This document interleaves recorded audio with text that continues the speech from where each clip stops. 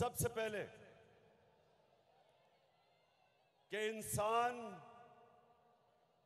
इंसानी माशरा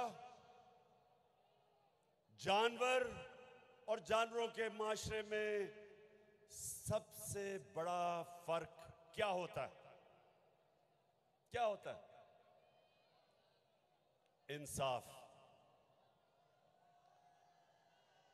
जानवरों के माशरे में इंसाफ नहीं होता। ताकतवर का कानून चलता है। इंसाफ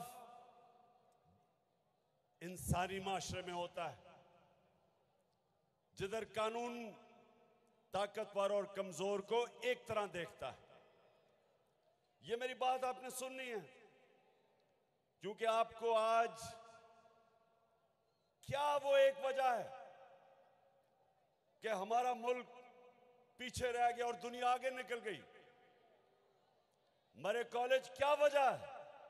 क्योंकि हमारे मुल्क में इंसाफ नहीं आया। ताकत की हुक्मरानी है। जो ताकतवर है वो अपने आप को कानून के ऊपर समझता है, डाका मारता है,